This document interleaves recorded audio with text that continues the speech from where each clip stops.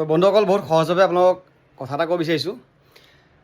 অহা 31 অক্টোবৰ তাৰিখে বহু প্ৰত্যাশিত আমাৰ অতি মৰমৰ শ্ৰদ্ধাৰ আমাৰ প্ৰাণৰ শিল্পী জুবিন গাৰ্গদেৱৰ শেষৰখন চিনেমা অসমীয়া চিনেমা চিত্ৰগৃহত আহি আছে, সকলোৱে গম পাইছেই। তো কথা এটা ক'ব বিচাৰিছোঁ ইয়াতে, দাদাই অকল সংগীত জগতখন লৈয়ে নহয়, চিনেমা জগতক লৈও বহুতখিনি আমাক অৱদান আগবঢ়াই থৈ গৈছে।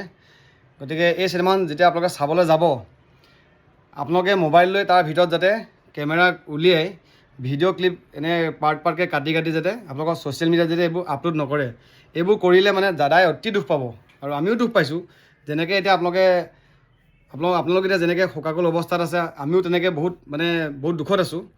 আৰু ইয়াৰ পাছত যদি এনেকুৱা এটা পৰিৱেশ যদি হয়, চিনেমা হলত যোৱাৰ পাছত যদি ওলাই আহি যদি নিজৰ ছ'চিয়েল মিডিয়াত যদি এনেকুৱা পষ্ট কিছুমান দিয়ে, তেতিয়াহ'লে দাদাই বহুত দুখ পাব। আৰু লগতে এই যে আমি যে ন্যায় বিচাৰি আছোঁ বুলি আমি যে কৈ আছোঁ, #জাষ্টিছ ফৰ জুবিন গাৰ্গ লিখি আছোঁ, এইবোৰ লিখা কোনো অৰ্থই নাথাকিব। গতিকে আমি দাদাক জীয়াই ৰাখিবলৈ হ'লে দাদাই বেয়া পোৱা কামবোৰ কেতিয়াও কৰিব নালাগিব। যিখিনি কাম আমাক দাদাই দেখাই থৈ গৈছে, ৰাইজৰ কাৰণে যেনেকৈ ভাল কাম কৰিবলৈ আমাক শিকাই থৈ গৈছে, কৈ থৈ গৈছে, সেইমতে আমি কামখিনি কৰি গ'লে দাদাই নথৈ আনন্দিত হ'ব।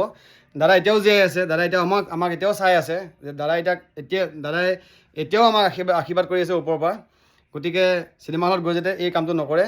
গতিকে আমি যি ন্যায় বিচাৰি আছোঁ, এই ন্যায় বিচাৰি থকাটো আমাৰ অসাৰ হ'ব। গতিকে ধন্যবাদ। জয় অসম, জয় জুবিন দা।